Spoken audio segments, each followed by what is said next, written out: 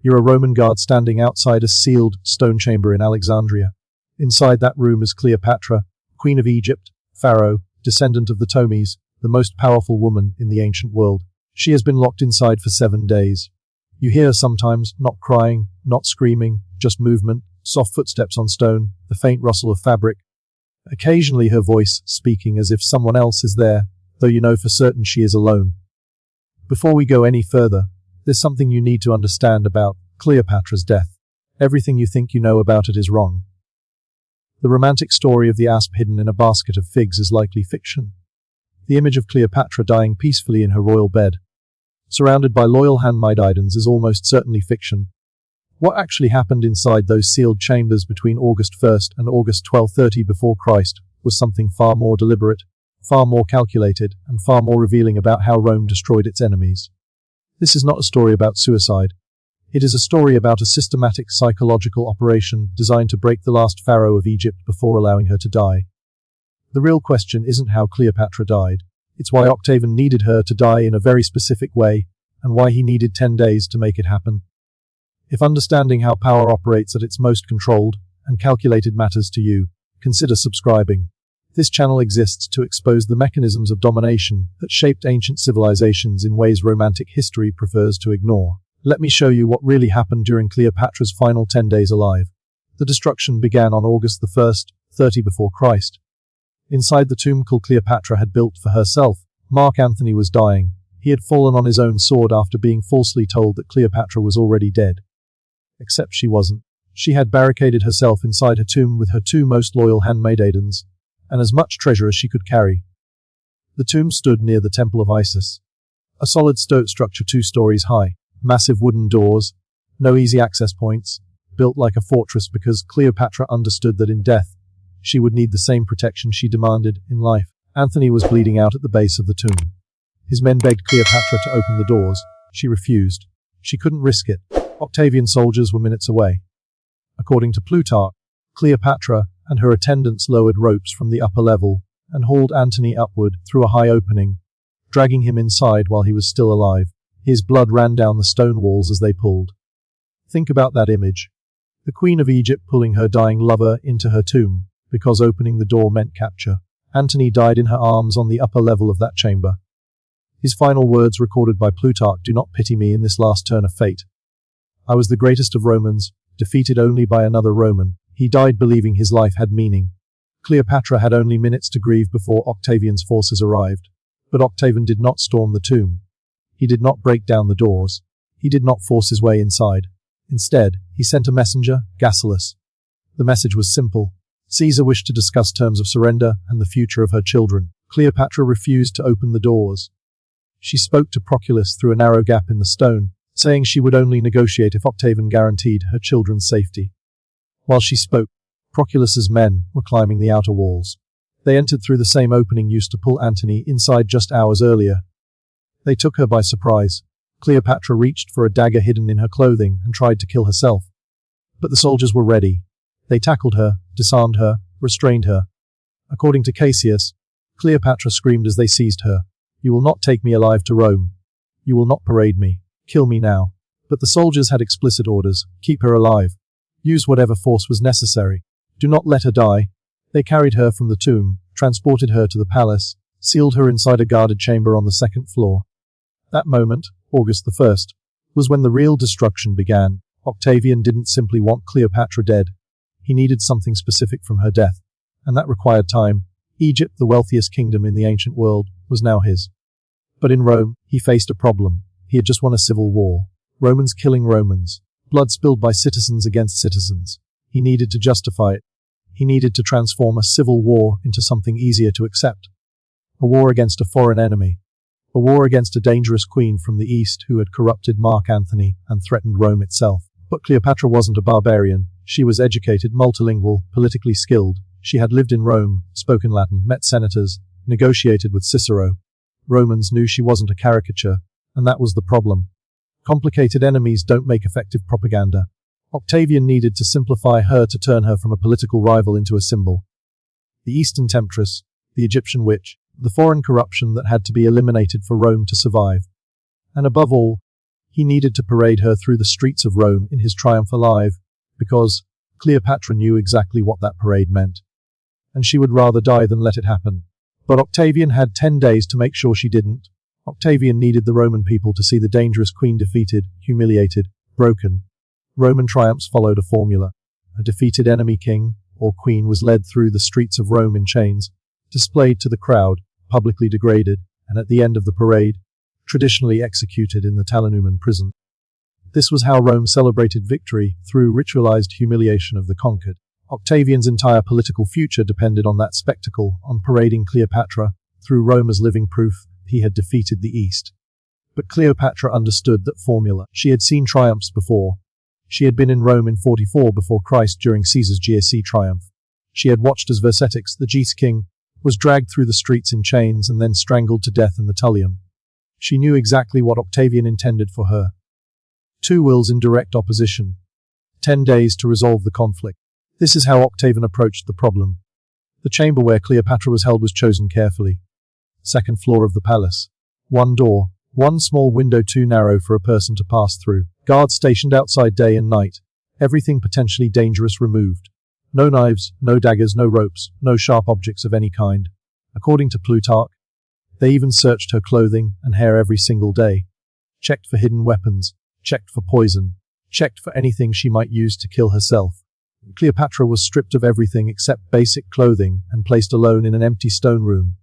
But Octavian's strategy went beyond confinement. He didn't just need to prevent her from dying. He needed to break her desire to die. Think about the psychology. Cleopatra wanted death because death meant dignity. Death meant control. Death meant Octavian could never parade her through Rome. So Octavian had to reverse that instinct. He had to make her want to live. And to do that, he used the one thing she could not surrender, her children. Cleopatra had 4 children. Caesarion, her son with Julius Caesar, was 17. The younger 3 twins, Alexander Helios and Cleopatra Selene, both 10, and the youngest, Tommy, just 6, were Mark Antony's. Octavian's men separated them from their mother immediately, moved them to different parts of the palace, kept them under guard. On August 2nd, the day after Cleopatra's capture, Octavian sent another messenger, not Proculius this time, but Gaius Cornelius Gallus, poet, soldier, diplomat. The message was precise, controlled, elegant in its cruelty. Caesar wishes you to know that your children are being well cared for. Their future depends entirely on your cooperation. Should anything happen to you, Caesar cannot guarantee their safety. Caesarion, in particular, is in a very delicate position. Cleopatra understood immediately. Caesarion was Julius Caesar's biological son. That alone made him a threat to Octavian, whose authority rested on being Caesar's adopted heir. If Cleopatra died, Caesarion would be unprotected. He would be killed. But if Cleopatra lived, if she cooperated, if she submitted, if she allowed herself to be used, then maybe Caesarion would survive. Maybe all of her children would. This was the trap. Octavian gave Cleopatra a reason to live that directly contradicted her reason to die. Her dignity demanded death. Her children demanded survival. For the next 10 days, Cleopatra existed inside that impossible choice, the space between dignity and motherhood. On August 3rd, the pressure escalated. Octavian sent architects to her chamber. They arrived with measuring rods, marked ropes, wax tablets for notes. They measured her height, her approximate weight, the dimensions of her body. According to Plutarch, based on testimony from one of Cleopatra's surviving handmaidens, the queen asked what they were doing. Preparing for Caesar's triumph, one of the architects replied. The display must be properly constructed to accommodate you. Think about the impact of that moment. They were measuring her like an object, like furniture, like a figure to be built into a structure. They weren't just collecting measurements. They were delivering a message. This is happening. You are going to Rome. We are building the cage now. And they returned the next day. August 4th. Then August 5th. Then August 6th. Each day more measurements, more questions. What clothing would she wear? What jewelry would Roman audiences recognize? Whether she would be in chains or simply restrained. They discussed it in front of her, debated details, the presentation, the visual effect. They spoke about her humiliation as if it were an artistic project. This was not planning. This was conditioning. Every day the architects returned. Death became more appealing. But every day Octavian balanced that pull with another message. Reports about her children. Caesarion asked after you today. He's worried. He needs his mother. Pull her toward death with the horror of the triumph. Pull her back toward life with fear for her children. And trap her between the two. Cleopatra was alone in that chamber. Her two handmaidens who had been with her in the tomb, Iras and Charmian, were kept in separate rooms. She could hear them sometimes, their voices carrying faintly through the stone, but she was not allowed to speak to them, no one to talk to, no one to plan with, no one to share the weight of the impossible choice she was being forced to make. According to Cassius Dio, Cleopatra repeatedly asked to see her children and was refused every time. Not until Caesar is certain of your cooperation. But she could hear them. The palace walls were stone and sound traveled easily. Sometimes she heard the younger children playing. Water drifting through the narrow window too small for anyone to climb through. Think about that torture. Hearing your children nearby, knowing they are close enough to hear but not close enough to touch. Not knowing whether the sounds are real or staged. Not knowing if they are safe, or if the sounds are part of the manipulation. Modern psychology would call this learned helplessness. Strip someone of agency. Remove their choices. Make them dependent on their captor for even the most basic information about the people they love. Octavian was executing that process with precision. By August 7th, according to Plutarch, Cleopatra stopped eating. When guards brought food, she refused it. She sat in the chamber, silent, staring at the stone walls. The guards reported this immediately. Octavian's response was not to force her to eat. It was to bring Caesarion. For the first time in 6 days, Cleopatra saw her oldest son. The meeting was brief. Guards stood closed the entire time. But Plutarch records what Caesarion said to his mother. Please eat. Please take care of yourself. I need you. We all need you. Then the guards took him away. That night, Cleopatra ate. And that tells you everything. The threat to her children was no longer abstract. It had a face, a voice, a plea. How do you choose death when your son is begging you to live? On August 8th, Octavian came himself. It was the first time he had spoken directly to Cleopatra since her capture. He came alone, except for guards stationed outside the door. We don't have a complete record of what was said, but fragments survive. From Plutarch, who interviewed survivors, from Cassius Dio, who had access to Roman records, from Strabo, who was in Alexandria shortly after these events. The offer was simple. Participate willingly in the triumph. Walk through Rome under your own power, not in chains. Retain some dignity in defeat. In exchange, your children live. All of them, including Caesarion. They will be raised in Rome as wards of the state, educated, protected, given futures. Refuse, and Caesarion dies the day you die. The younger children might survive. They might not. No promises were made. Cleopatra asked for time to consider. Octavian gave her 3 days. After that, we sail for Rome with or without your cooperation. Choose. This is the brilliance of the trap. Octavian wasn't offering an escape. He was offering justification, a way for Cleopatra to tell herself that enduring humiliation served a higher purpose. That surrender was not weakness, but sacrifice for her children. It was a lie. Octavian was never going to spare Caesarion. The boy was too dangerous. But Cleopatra didn't know that yet. For 3 days, she lived suspended between hope and despair. Then on August 11th, 30 before Christ, something changed. We don't know exactly what happened. The sources are unclear, fragmented, but something made Cleopatra understand the truth. Maybe she overheard God speaking. Maybe someone loyal to her managed to pass a message. Maybe she simply understood Octavian well enough to see through the performance. However it happened, by August 11th, Cleopatra knew Caesarion was going to die. The negotiations were theatre. The promises were hollow. Cooperation would change nothing. Octavian intended to kill her son regardless of what she chose. According to Plutarch, Cleopatra then requested permission to visit Antony's tomb. She said she wished to make offerings to honor his memory before the journey to Rome. It was a reasonable request, and Octavian granted it. She was taken to the tomb under heavy guard, allowed inside for 1 hour.